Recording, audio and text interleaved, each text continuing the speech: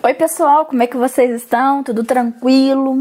Espero que vocês estejam muito bem, né? A gente dando prosseguimento aos nossos estudos remotos. A importância do discurso, como se ele se constrói na sociedade, né? O discurso, ele existe e ele depende dos contextos socioculturais, históricos. Isso já está bem claro para vocês, né?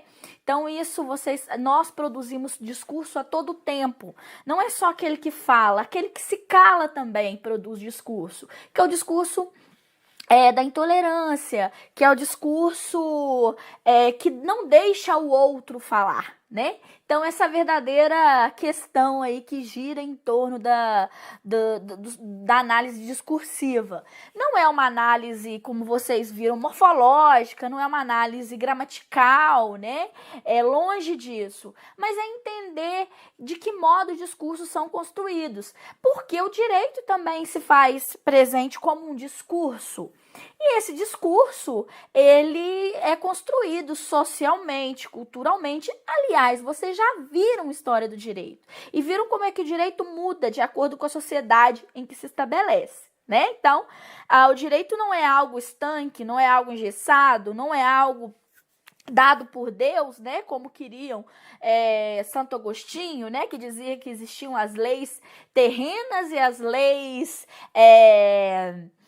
leis divinas, né? E as leis divinas nos eram dadas e a gente tinha que seguir. O mais importante eram as leis divinas. Mas isso a gente já passou, né? Nós estamos no século XXI, entendemos que a sociedade é socialmente, culturalmente, socialmente construída. E aí eu citei tantos momentos Foucault, né? Eu falei muito sobre Foucault, o filósofo, né, que faleceu em 84, e como que ele construiu a ordem do discurso. Ele tem um livro de 40 páginas, que eu vou deixar disponível para vocês o link do livro, para vocês baixarem, sobre a ordem discursiva. Ele é muito importante.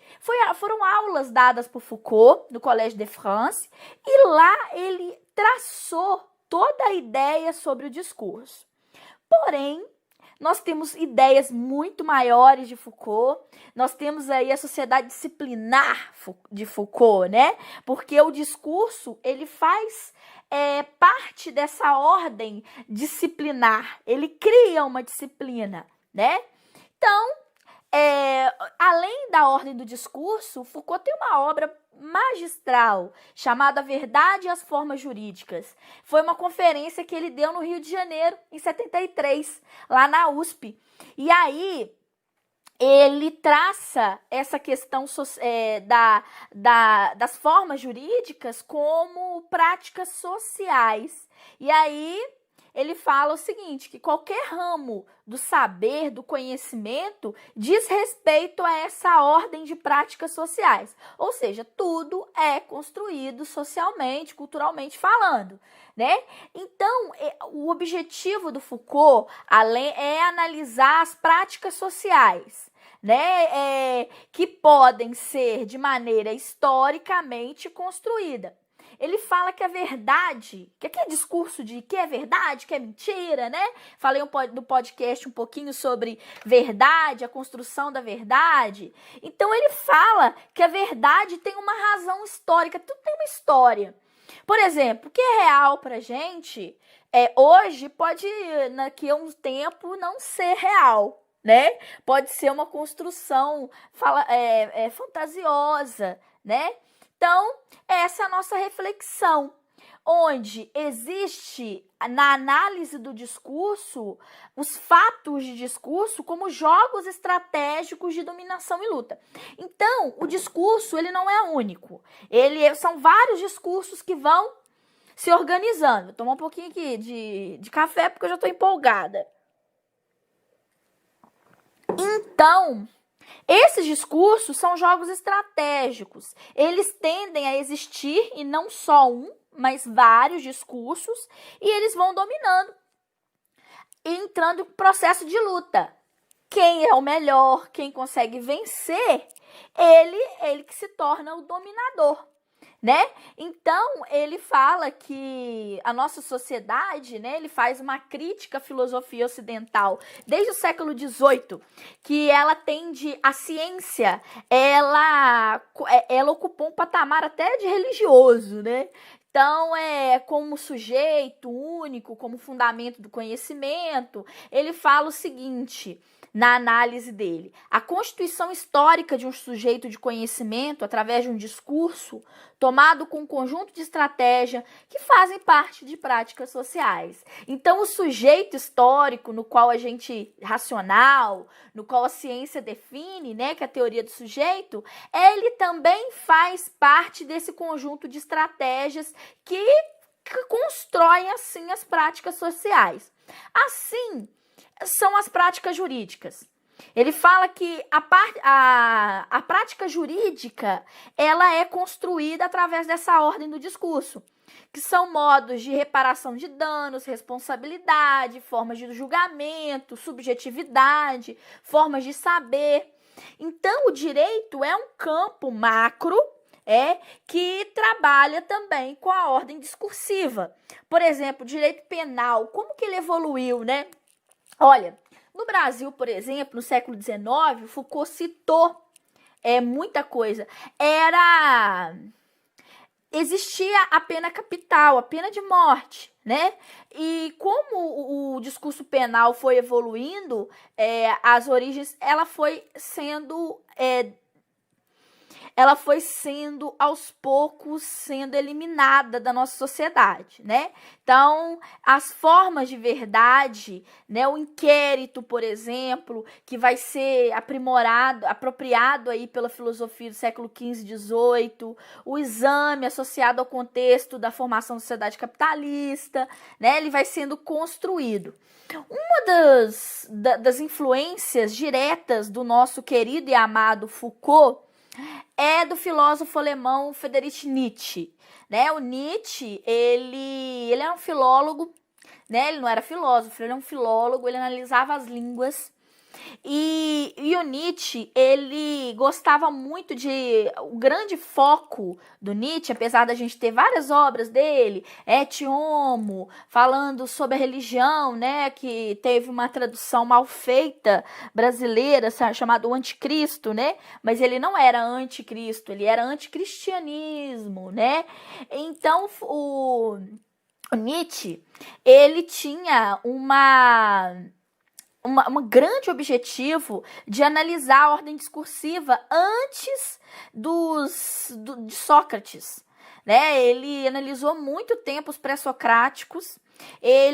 Porque os pré-socráticos, vocês já devem ter visto ciências humanas, que eles acreditavam muito na ordem discursiva, na manipulação, no dom da oratória, né? Então, o foco do Nietzsche era realmente analisar esses grandes teóricos aí antes de Sócrates, né? E aí, cabe a ele diz que esses caras são importantes. A gente não deve negá-los, né? Assim como Sócrates negou, né? Porque eles dão muito valor ao sujeito, à formação do sujeito, à formação de saberes, sem admitir que existia um discurso de verdade. Eles são muito voltados para a questão da oratória, vamos deixar assim dizer, né? Então, o Nietzsche, ele teve uma influência muito grande no pensamento do Foucault, né? Onde o Foucault aprendeu, construiu o discurso nietzschiano,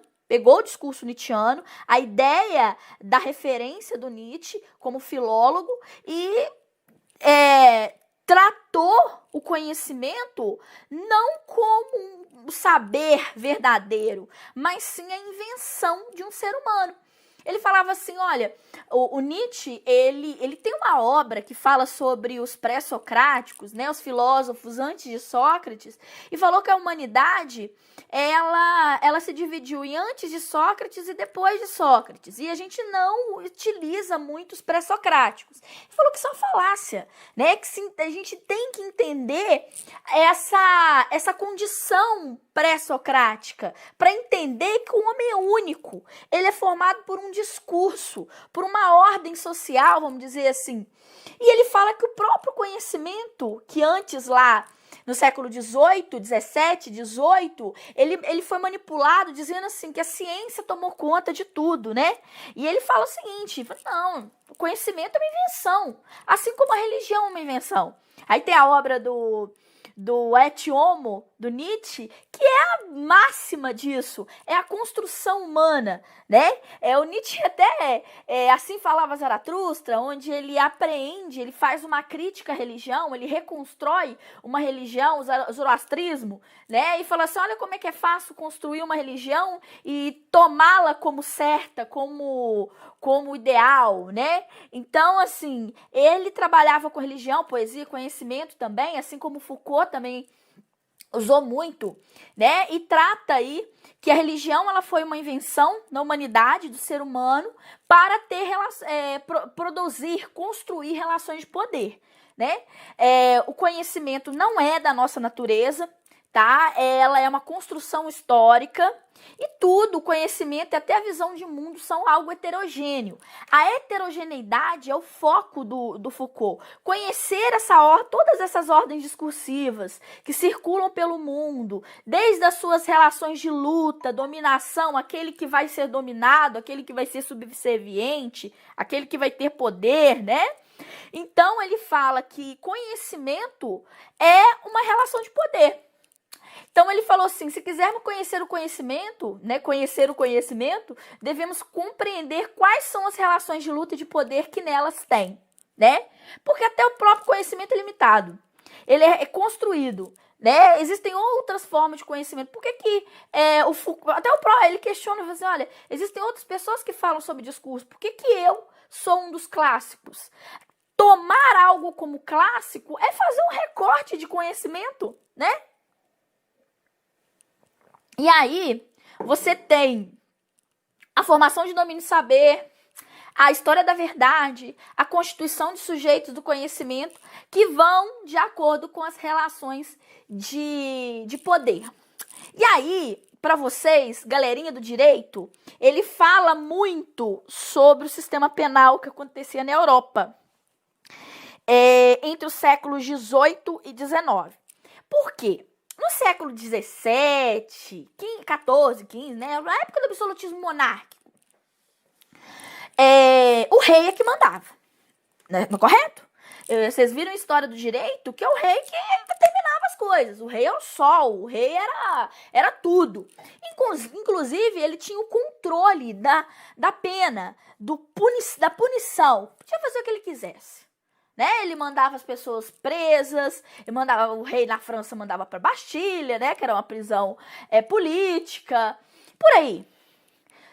E ele tinha um amparo, né, da polícia, todo o poder, né? Ele tinha a vigilância.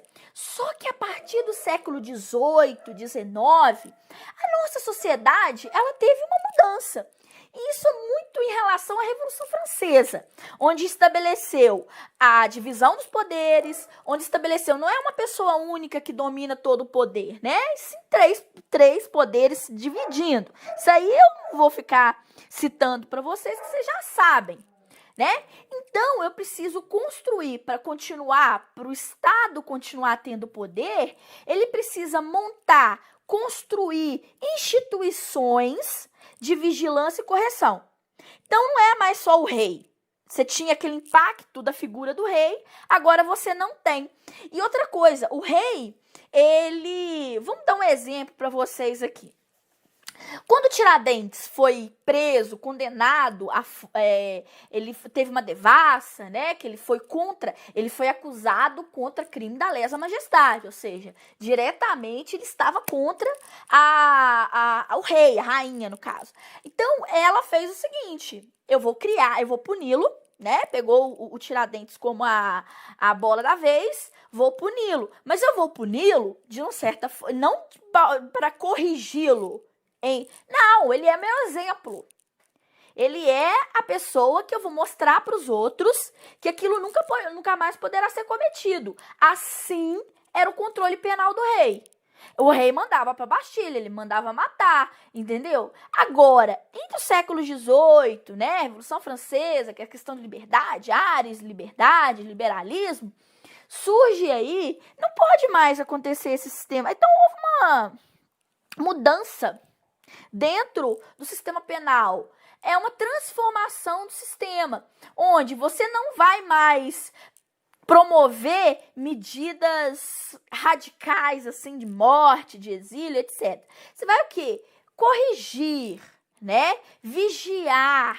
E é a partir daí que surgem instituições como a psiquiatria, a criminologia, a médicas, pedagógicas, que têm o objetivo de corrigir, inclusive a própria instituição judiciária, né? Que são dentro do sistema social, do controle punitivo das pessoas, elas controlam esse indivíduo mesmo. Então, houve uma reforma do sistema penal, uma reformulação, uma formação de uma sociedade que o Foucault chama não de destruidora, mas disciplinar, né? Então, isso aí é novo, é uma ruptura com a lei. A lei antes estava aí pelo rei. O rei, você cabe nós, como súditos, respeitá-la. Ponto. Agora não. Nós somos constituinte da lei. A lei está estabelecida no interior de uma sociedade e, por nós sermos cidadãos, nós temos que prezar por ela. E aí você precisa vigiar, né? Porque é todo mundo que vai seguir os padrões sociais. E aí, por exemplo, você cria prisões. Você já viram o interior de uma prisão? Você já viram o modelo de arquitetura dessa prisão? Que é da sociedade disciplinar, né? Que foi muito utilizada pelo filósofo Jeremy Bentham. Então, é o chamado panótipo, né? Que eu falei para vocês que eu ia explicar para vocês o que significa. O panótipo é um modelo de arquitetura disciplinar. Então, por exemplo, você vai lá numa delegacia, numa prisão, c'est la prison, você vê que existe um ambiente, um lugar, que eles chamam de panótipo, né, no modelo arquitetônico, onde as pessoas têm total controle do que está acontecendo naquele ambiente, né?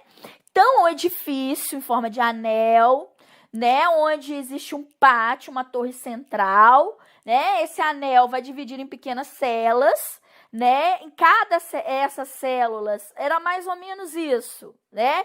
Que era dividido aí, esse aqui que é o centro, tem que ser redondo, porque você tem a vista de todo o complexo carcerário, né, no caso. Então, você tem quem tá aqui tem o controle disso tudo aqui, ó. Aqui também era um ambiente de controle, né? Então, você tem, o Foucault analisou muito essas prisões do século XVIII, XIX, ele viu que elas ocupavam a mesma arquitetura, a mesma posição, né? Aqui, ó, a penitenciária até hoje, que foi criada em 1925, né? Aí que você fala que isso é uma escola, não é uma prisão. Você já viu essas escolas, as escolas estaduais, até hoje são feitas com grades, elas são circular, né? É realmente o ambiente onde você tem o controle do pátio, o pátio aqui no centro, e a pessoa que estiver ali, ela vai ter o controle de todo o ambiente e a arquitetura. Isso é chamada sociedade disciplinar. Vigilância, a vigilância individual, contínua, controle, punição e recompensa àqueles que seguiram o padrão social certinho. A palavra de ordem é vigilância. Escolas também tem, prisões também tem, hospitais, casa de correção, o sistema penal, né? A fábrica, né? A fábrica, a sociedade capitalista, ela educa os mais simples, né? Uma sociedade que faz promove aí a educação de classes sociais mais pobres, né? Para serem o quê? Operários, né? Aparelhos de produção, né? A escola fecha esse aparelho. O hospital psiquiátrico é um aparelho de correção que normaliza o indivíduo. A prisão também. Então, ele fala que existe a grande finalidade é ligar esses indivíduos ao aparelho de produção, de correção e organizar a instituição, a sociedade, tá? Então, você tem um controle total, mesmo não tendo rei, né? Antes o rei é que controlava tudo, agora você tem instituições que controlam o ser humano, tá? O controle, controlar o tempo, a função, o corpo, né? A mulher, ela é controlada pela sociedade. Ela é o corpo, né? Ela tem que ser o quê? Qual que é o padrão social? Então, isso também é um discurso, né? Como ele diz, o corpo, ele é transformado, ele é sequestrado, você não tem individualidade, né? Então, você é uma sociedade capitalista que transforma, que cria essa ideia, né? O indivíduo, ele é usurpado até do próprio corpo, né? E a lei, ela é feita para isso também. Ela obriga aos cidadãos, só que ela se dirige às classes mais numerosas e menos esclarecidas, né? Aquela lei, não matar, não roubar, não fazer isso, não se destina à classe elevada, né? Se destina aí a controlar as classes menos favorecidas, tá? E com isso, gente, o Foucault, ele traz uma inovação na década de 80, né? Ele é muito focado aí em entender a sociedade disciplinar, né? Em entender a ordem discursiva dessa sociedade disciplinar. Você vai ver, gente, é muito claro, né? Você tem, por exemplo, o aparato do Estado, que apoia a polícia, apoia o aparato do Estado, que o Estado controla a polícia, né? Em alguns momentos, enfim, nós temos aí muitas coisas que nos levam a acreditar nisso. Então, essa sociedade, nós temos que acabar com isso? Não sei, né? Temos que promover a liberdade? De que modo? Será que essa sociedade disciplinar, ela não seria fundamental para a organização social? Essa é a pergunta. Então, aí fica com vocês, né? Então, na próxima aula, na nossa live, né, na nossa aula síncrona, a gente discute mais sobre isso, amplia aí o nosso desenvolvimento, né, o nosso cabedal aí teórico sobre Foucault. Agora é a hora de trabalhar um pouco com Foucault. Nós trabalhamos um pouquinho, eu falei um pouquinho só sobre a importância do Foucault na ordem do discurso, porém, agora é o momento da gente ampliar o leque. Lembrando a vocês que Foucault é um dos teóricos da área do direito. Ele identifica aí o sistema penal como uma forma discursiva também. Então, vocês têm, sim, que ter um contato com o Foucault, principalmente para aqueles que almejam uma carreira acadêmica, né? Principalmente a análise dessa sociedade disciplinar e qual é o impacto dela nos nossos dias, né? Então, com isso, a gente encerra a aula. Um grande abraço para todos aí e até a nossa live, tá? Beijo!